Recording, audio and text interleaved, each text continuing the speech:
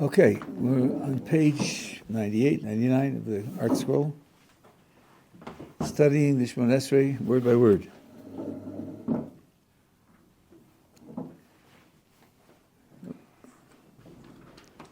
Last time, we had phrases that connect us to our history, our God and the God of our forefathers, God of Abraham, God of Isaac, God of Jacob. And now we have direct descriptions. The great, mighty, and awesome God.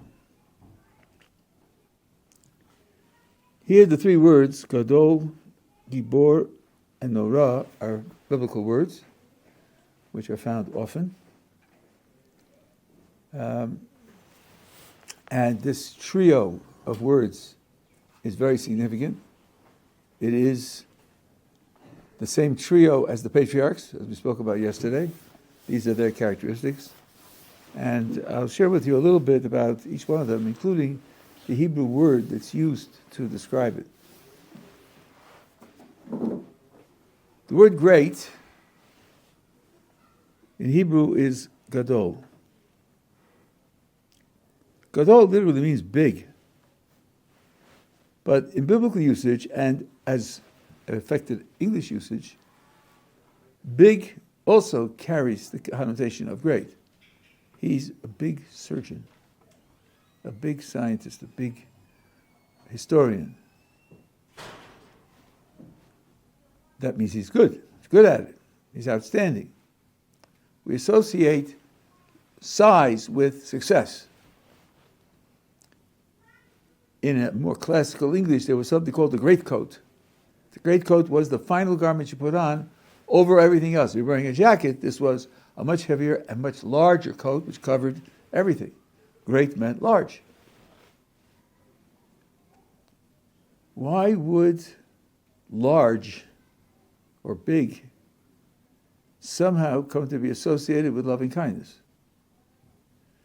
Because that's the way it's used. It's even used that way in a verse when Moses is praying for God's mercy. He says, Yigdal Noah Korach Hashem, let your strength be Gadol. And he's asking for forgiveness. So clearly, Gadol there refers to loving kindness or mercy, something like that. Why would that be? So I'm going to answer from the basis of my intellectual background. There may be other answers as well. Let's see, big is a relative term, doubly relative. First of all, big for an ant isn't the same as big for an elephant. And second of all, if I say this is a big elephant, I mean he's bigger than other elephants. If all elephants were the same size, you couldn't say that this is a big elephant. So it's doubly relative. It's relative to the category you're talking about, and it's relative to the various sizes within that category. Could you have an idea of big that wasn't relative? An idea of big that was absolute? Well, let's imagine counting. 22, 23, 146, 147, 9,752, 9,153. As you go up, the numbers get bigger and bigger. And bigger is the relationship of this number to the other numbers. But suppose I have a sequence that goes on forever. What would it mean to call that big?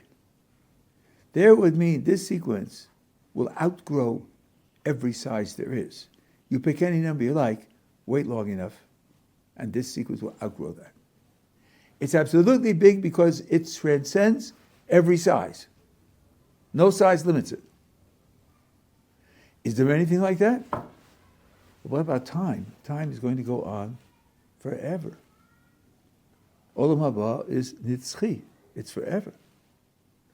So it's going to be one moment and another moment and another moment forever. Now, what's going on in Olam haba? What's going on in Olam haba is Hashem's reward to us for what we have done. Well, we're going to have more and more and more time of that reward. And the amount of time we have will gradually outgrow any size you like. Well, that sounds like you have something which is absolutely big. The sum total of all the reward we're going to get is absolutely big. And that is the most powerful expression of God's loving kindness, that reward that we are going to receive. So maybe in that sense, the word Gadol, which really means big, could be associated with God's performance of loving kindness. Okay? We together? Why does it only have to be talking about his loving kindness, midah, the midah of his hatava, of his chesed? Well, first of all, if I take it literally, it means nothing. God isn't big. He's not a physical thing at all. So it's got to be talking about some quality or other. Now, there are lots of different words for different qualities. Well, the question is, what particular quality would the word Gadol be referring to? According to the tradition, it's referring to loving kindness. That's a matter of textual fact. Now I'm trying to explain that by showing what kind of connection there could be. And as I said, there could be other explanations as well, but this is a fact. Now the word Gibor, which they translate as mighty, which isn't bad, it's not a bad translation. That word, when you think about how it's used, and especially how the rabbis used it, it opens up a great secret, which we've hinted at in other connections, but it applies here as well. Chazal say, Ezu Gibor, who is one who can deserve the title of being Gibor? Hakovesh es Yitzro, someone who conquers his own spirit. And the Musar books, the books of moral improvement, say conquering other people is nothing compared to conquering your own spirit. Well, why would that be? I mean, maybe the other guy I'm conquering is a powerful guy. And maybe when I conquer him, that was an achievement. Part of the reason is that the spiritual meaning of conquering someone else, the spiritual value of conquering someone else, is usually tainted by very low base motivations and a very low base self-image. I'm somebody because I can beat him. That's what makes me somebody, which is terrible.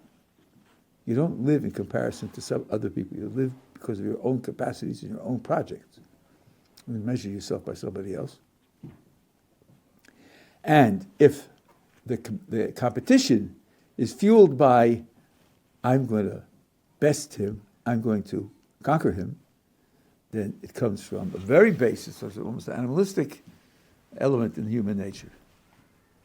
A person who conquers, I should have said page 98, 99. A person who conquers his own spirit is a person who has standards for himself.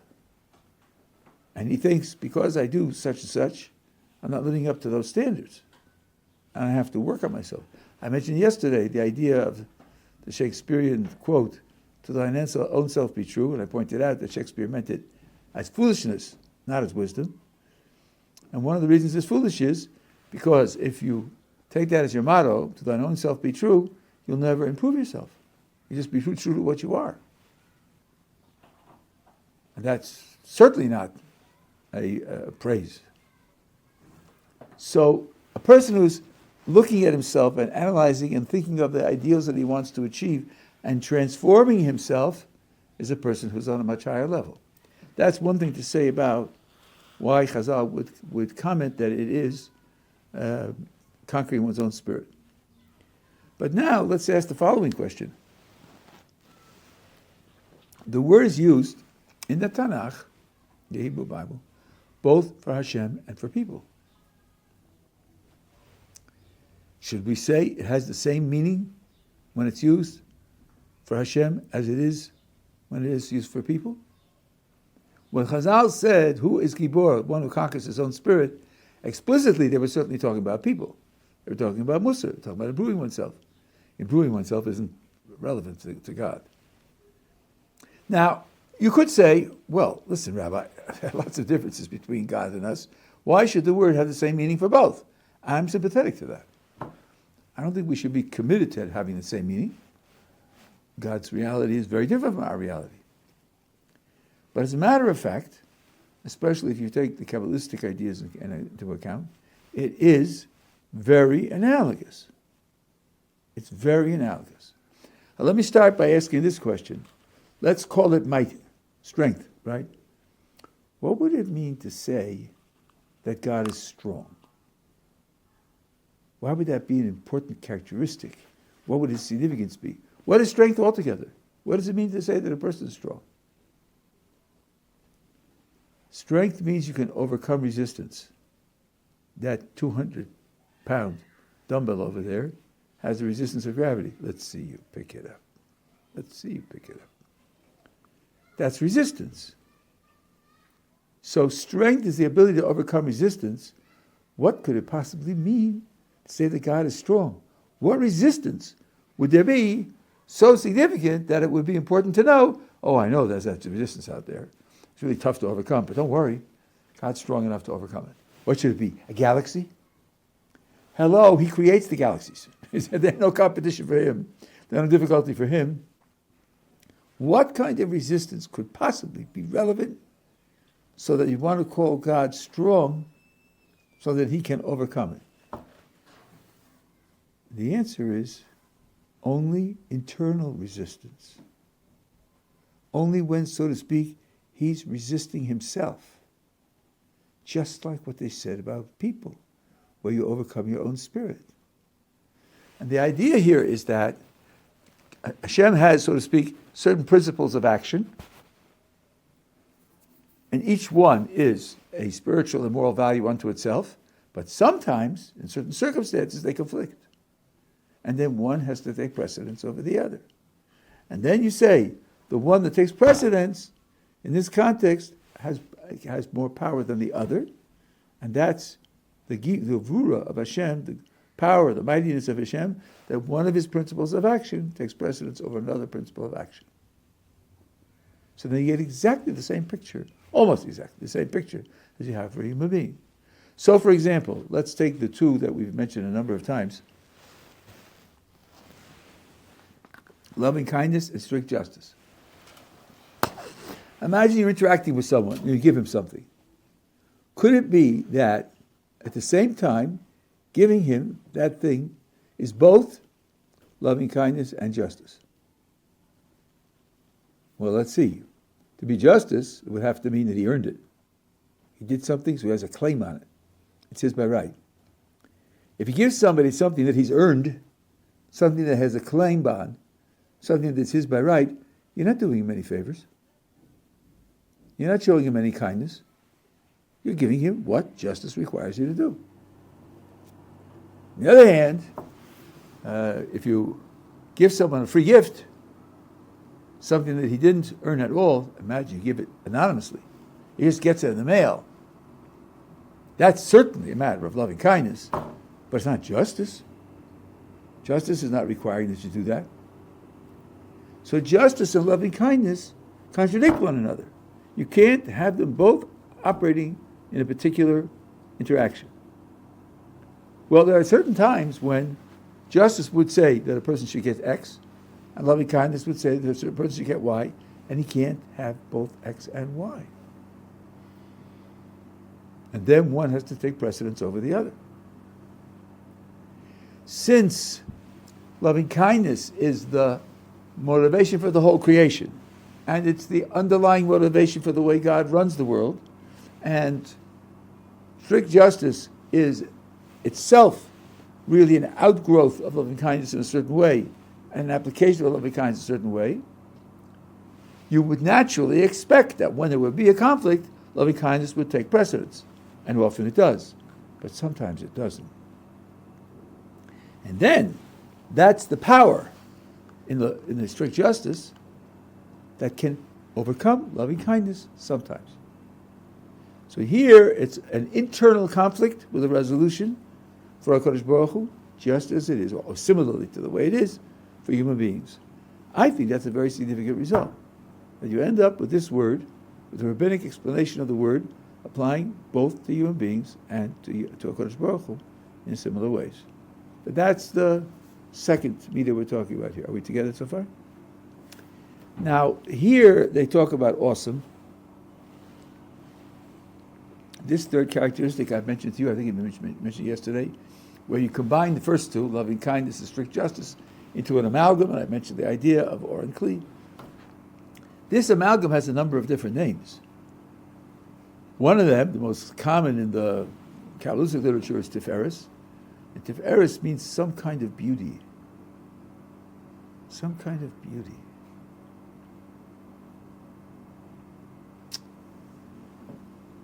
Let me give you an example of what this might mean. It says when Sarah died that she was 100 years, and 20 years, and 7 years. And the Talmud comments, why does it repeat the word years? Just say 127, which is what the Aramaic translation says. It doesn't repeat the word years. So it means to say that there's a certain comparison. She was as blameless at 100 as she was at 20, and she was as beautiful at 20 as she was at 7.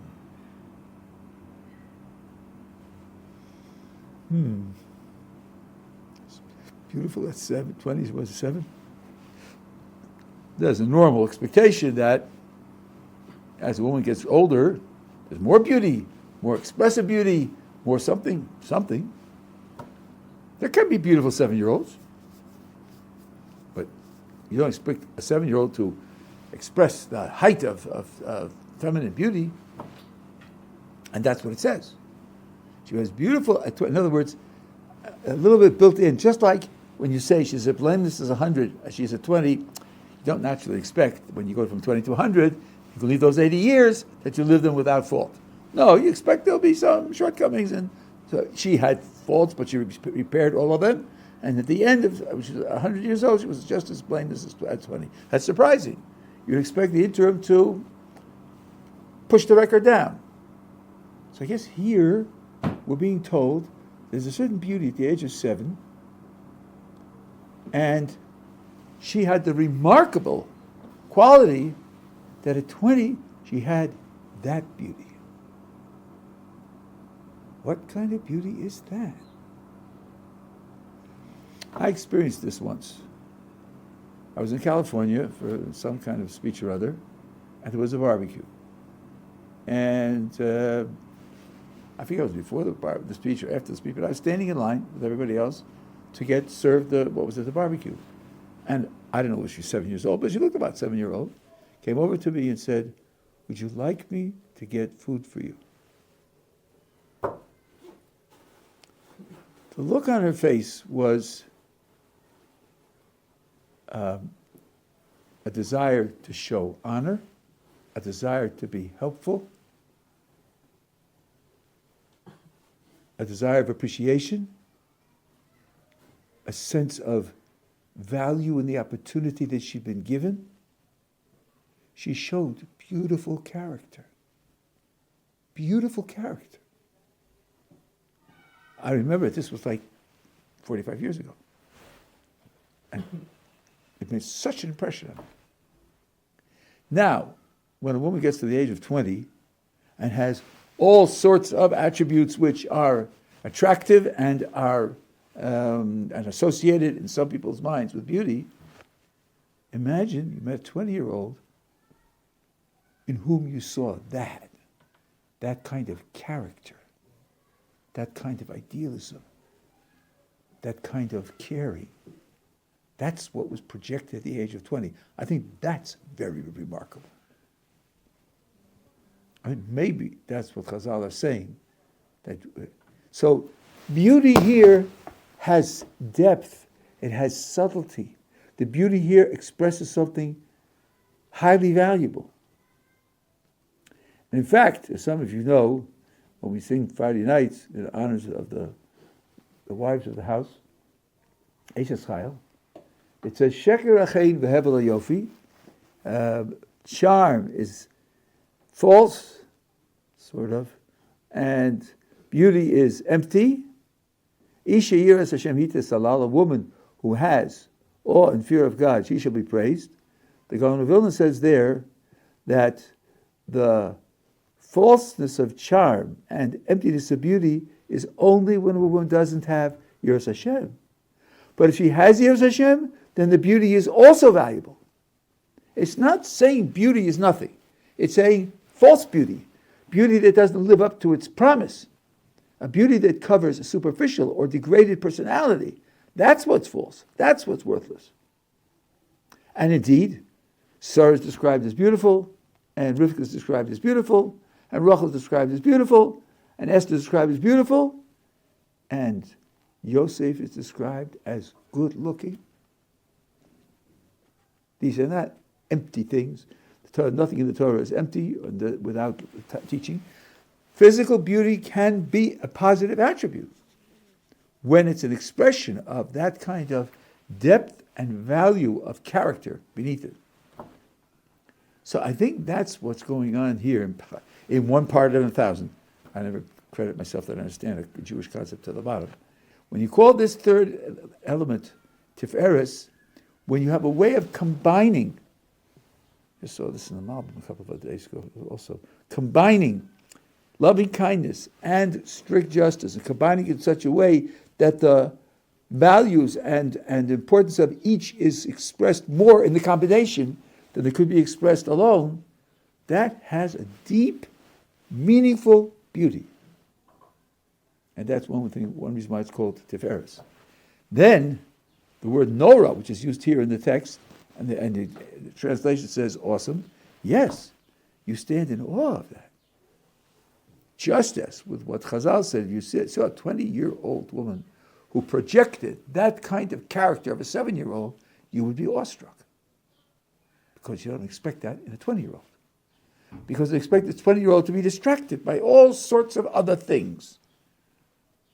And to have that purity of character at the age of 20 is a gigantic spiritual achievement. And you would be awestruck by that. Here too, the fact that these two superficially contradictory qualities, are molded together in a harmonious relationship where the two of them together achieve more than they could possibly alone, I think is a very, very awesome thing. And by the way, this applies directly to marriage. I don't have to tell you, even though the whole world is crazy on this issue, men and women are different.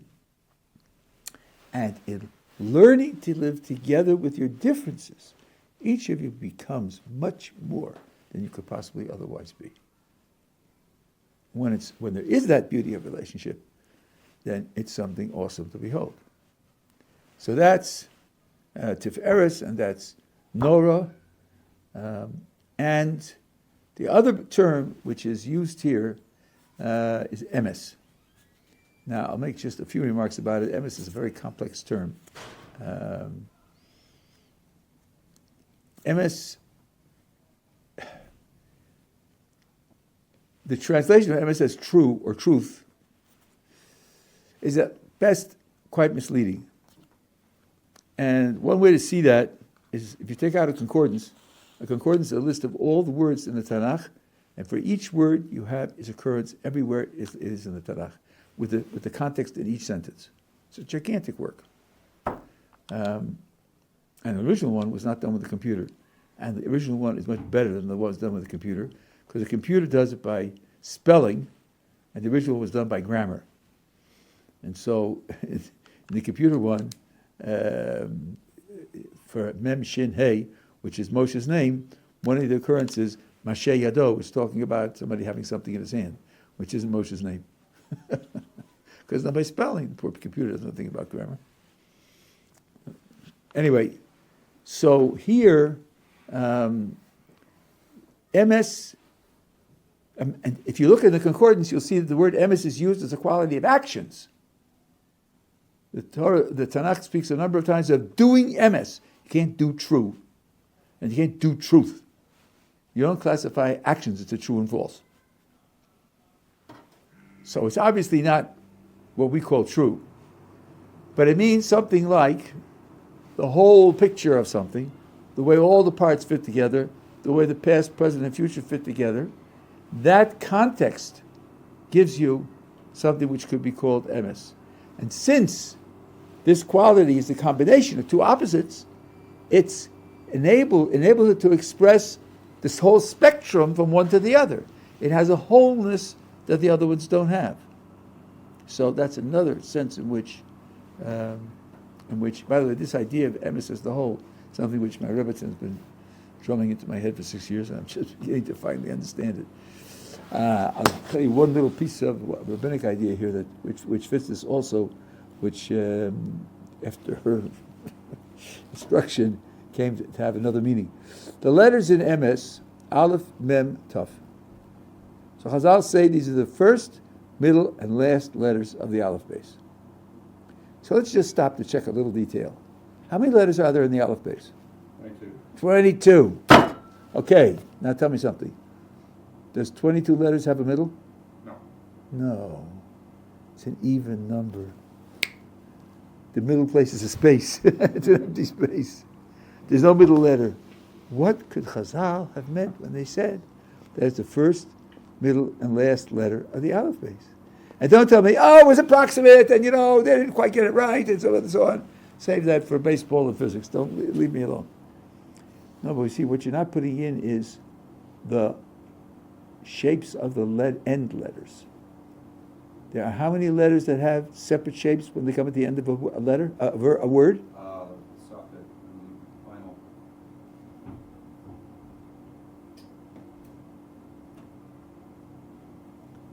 Mansapach.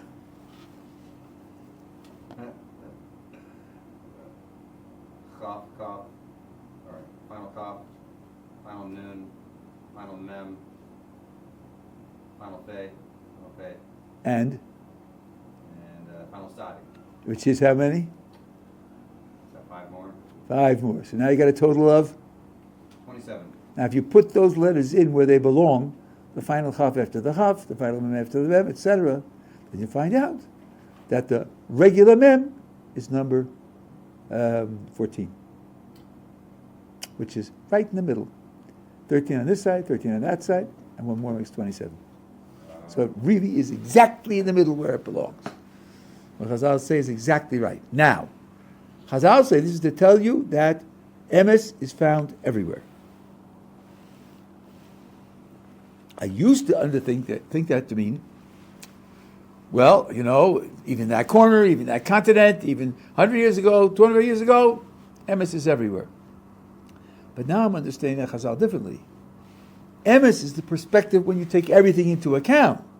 You don't get the emes until you see the everywhere in it. The emes is found in the everywhere perspective. If you don't have the emes everywhere perspective, you're not getting the emes. So that's another feature of this third characteristic, which is called Tiferes. This is a little bit deeper than I go in most things, but you begin to see that there's a lot of vistas here. There are a lot of applications here. Yeah, question. 2 questions. Meaning, if you want to say a person is the ish emes, so how will I understand that? And when we say Hashem lekechem emes, how do we understand that? Okay. By the way, this is all based on an essay by Rav Dessler, where he said this, and when I read it, I couldn't understand it. And after years, I took out the concordance, and I looked in the concordance, and I saw, wow, what he's saying is literally correct. Well, an ish emes means a person who acts in terms of, and is dedicated to what fits in the total picture. Could we give an example for? Yeah, I can give you. By the way, it's the same thing with the Kodesh Baruch Hu. Kodesh Baruch Hu is, in a certain sense, the total picture.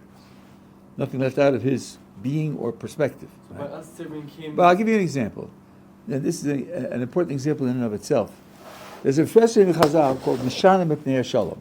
Now, when you read it in context, here's what it refers to. Sometimes you say things that aren't true. And it's appropriate to say things that aren't true. Because the purpose of Shalom would require it.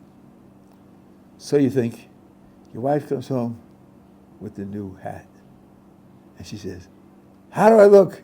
And you think, what am I going to say? What am I going to say? Really? No, I better not say that. I better not say that. Oh, wonderful. You look wonderful. Why? Because she's enthusiastic about what she has. And she deserves support from me, not my detached, objective, aesthetic evaluation. That's not what she deserves from me. And therefore, you give her what's best for her.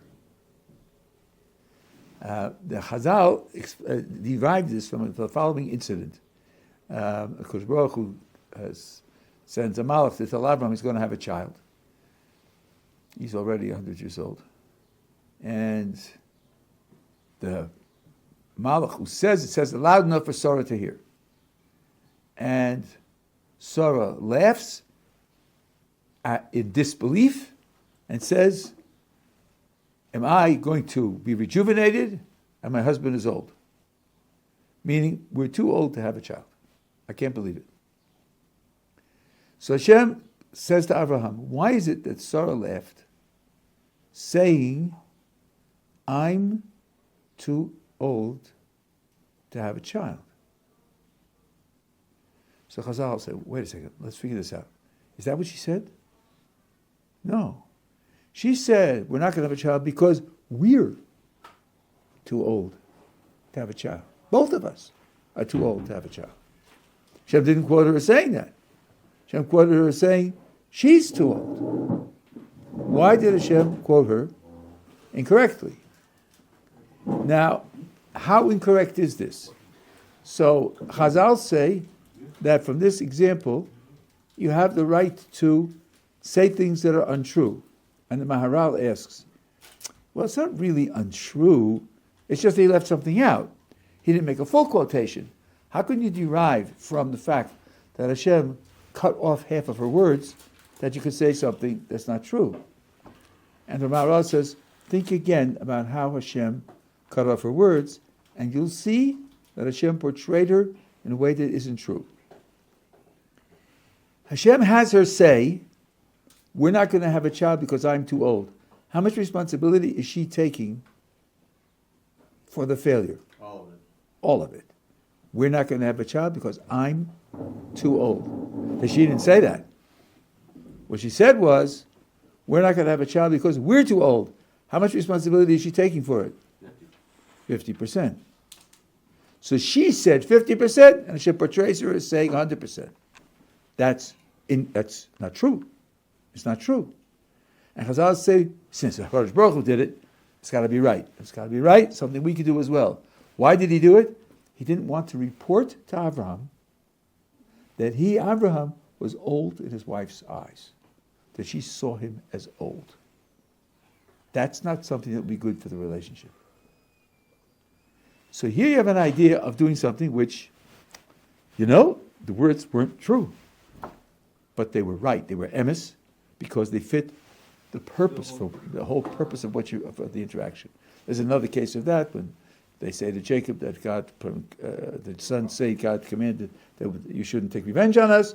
They said that Jacob told not to take revenge, and he certainly didn't.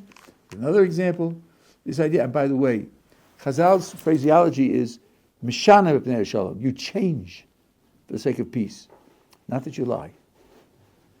Sheker is always wrong. Sheker is always bad. Chazal say, midvar sheker tirhak. Put a distance between yourself and sheker. So here it comes out that the untruth that he says isn't sheker. The untruth that he says is emes.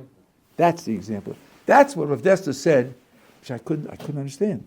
Why don't you call a spade and say that it's sheker? Because it isn't. Okay. So those are the three elements here. Now, it says, the next words are Kel Elyon, and they translate the Supreme God. And the comment in the art school, which I want to read to you, I think is illuminating here. Supreme God, the word Elyon, most high, Elyon really means high. Okay, supreme in the Greek, could mean highest. Supreme usually means in terms of value or something, or greatness. But it means that God is so exalted, and exalted means high, that he is far beyond the comprehension of even the holiest angels. That's true. And that's one of the things that it means here. We just got finished describing God. We just gave three qualities to God. Maybe that could wait until the shir is over. You just gave three qualities in description of God. So you might think, aha, now I understand God. He has these qualities. No, these are descriptions coming from a much lower level. And they aren't really describing his essence as a human being. If you said those things, you would be describing his essence. And the article points it out and says, we can understand him only superficially by studying his deeds. And we've spoken about this, that we understand his actions and not what he is. Maybe the word superficial is just a drop too strong. I quoted the verse that Maimonides quotes. It says, tell me the principles of your actions, ve'edacha, and I will know you. It's a way of knowing him, that is to say, the aspect of him which is his actions. It's not the same as knowing his essence. That's certainly going much too far. But it is a way of knowing him to a certain extent. So we have to understand, when we are told that he has these qualities, we have to treat these qualities as qualities of action, and not think that we are getting a picture of his essence. Now, who bestows beneficial kindnesses. Beneficial in the Hebrew is tovim. Tovim means good. So you ask yourself, beneficial or good kindnesses, is there another kind? Why do you need to qualify it and say, I'm talking about the good ones, beneficial ones? The standard explanation goes back to something I said yesterday. We talked yesterday about a blessing in disguise. Things happen, and not always do you see the goodness in them. Not always do you see the benefit in them. Here we're talking about the ones that wear their essence on the sleeve. You see right away that this is a good thing. You see right away that this is a wonderful thing. In the next blessing, we're going to talk about kindnesses where you don't see it right away. But that's what it means to say here. And here we're talking about God as acting out of loving kindness and not acting out of tiferes, which is a combination of loving kindness and justice. And loving kindness is hidden behind justice and motivates the justice from an unseen source. No, it's where it's shown, where it's open, where it's obvious. So that's the kind of loving kindness we're talking about here. And who recalls the kindnesses of the patriarchs. Now here, I want to tell you something which is extremely important. And here, please get the blue books. I have to show you something in the Chumash.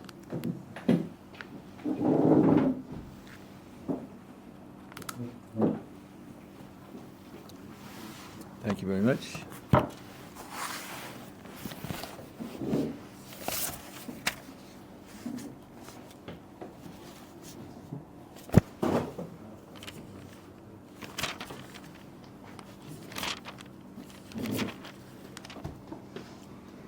Take a look at page 1253.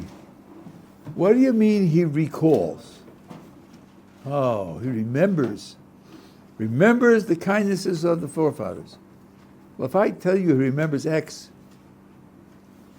doesn't that imply that maybe he doesn't remember other things? Why would I tell you he remembers X? Was something special about remembering this, not remembering other things? Remembers, doesn't that imply some kind of weakness in the Kodesh Baruch Hu? And what I want to teach you is that the word in Hebrew doesn't mean what the translation says. Not that the translation is wrong, but it has an essence which applies in a way that over here in the Siddur would be perfectly understandable. Look at chapter 2 of the book of Esther.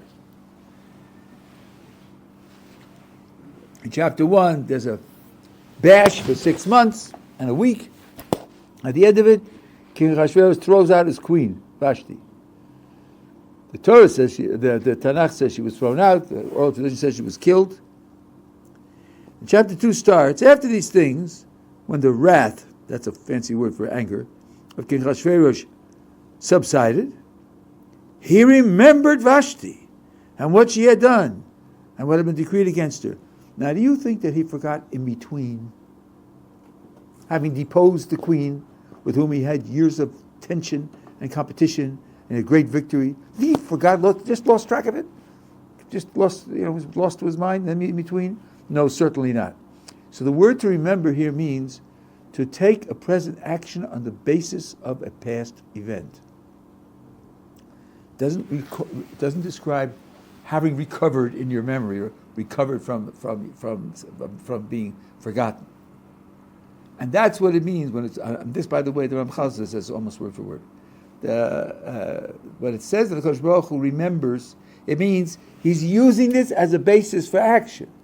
Now it says that he remembers the kindness of the forefathers, present tense. He remembers it all the time. So that means what the forefathers did is always part of the basis on which he acts. Their lives created a platform upon which all future history rests. And when you talk about the loving kindnesses of the forefathers, there are two dimensions. First of all, just as it sounds, they practiced loving kindness with people around them. They extended themselves to do for the people around them what was good for them. Everyone knows about Abraham's efforts at hospitality. He also pleads on behalf of the wicked city of Sodom that they shouldn't be destroyed, even the wicked, but still, he wants kindness for them.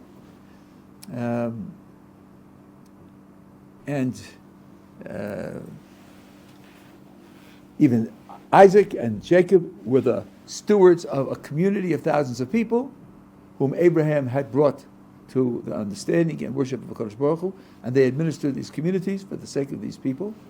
So that's one sense of their kindnesses. But another sense, and this goes back to what we said yesterday, is when the Talmud says the following: Ezu Chassid. Chassid means someone who is a practitioner of Chesed, practitioner of loving kindness. Who is a Chassid? Someone who does loving kindness with his Creator. Oseh Chesed in Kono. How can you do loving kindness with God? What could you give to God out of kindness? Well, what did we say yesterday? We said yesterday that we give blessing to God, where blessing is something that's good.